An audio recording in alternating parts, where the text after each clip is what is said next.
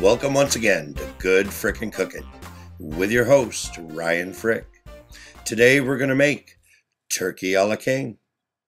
So this is what I decided to do with the rest of my leftover turkey from Thanksgiving.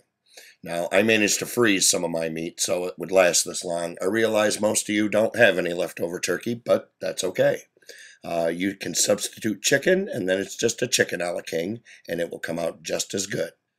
Now, I found this recipe online, and I did a couple of tweaks of my own on it, but I did a couple of things a little bit wrong, and it didn't come out quite as good as I wanted it to, but that's okay. I'm going to show you what I did wrong and what you should do right. So without further ado, let's dive in. So our first order of business is to chop up our veggies.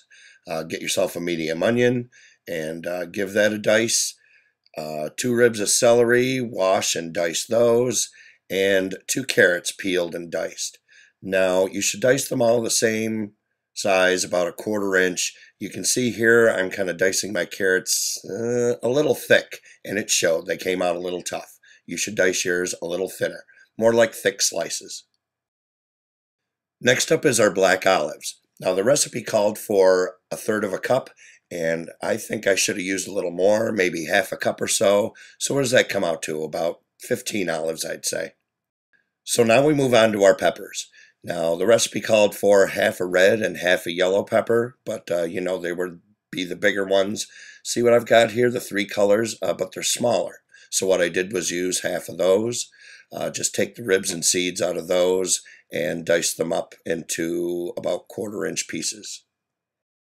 Next up is our parsley. Go ahead and finely chop about 1/3 to 1/2 cup of that. And then we move on to our turkey. Now, my turkey was pre-cooked, so all I had to do was slice it up into about 1/4 inch pieces. If you don't have turkey and you're going to use chicken, I'd say it's about 2 chicken breasts. Go ahead and pre-cook them if you want. You can even do it in the microwave. But you can also do it raw as long as you dice them up small enough, because they'll have plenty of time to cook here in this process. All right, so now we're off to the races. Get yourself a great big deep skillet like this. Add in 1/2 stick of butter, and when that's melted down, add in your carrots, celery, and onions. Hit that with a good pinch of salt and cook them for about a good 6-7 minutes, just until your onions are translucent. So when that's done, go ahead and add in your olives and a cup of peas. Now, the recipe called for 1/2 cup. It wasn't enough. Use 1 cup. Then the recipe also said to add in your parsley now, which I did. That was a mistake. When you cook parsley too long, you just cook the flavor right out of it. I didn't even taste it. Best thing to do is, as you serve it, add it in then. So anyway, add in 1/3 teaspoon of thyme and 1/3 teaspoon of tarragon. You can just eyeball it. You taste it and adjust later if you need to. Go ahead and add in 3 tablespoons of flour and cook that down until the flour is mostly gone. Now, some of that flour will stick to the bottom of the pan. We'll take care of that in a minute.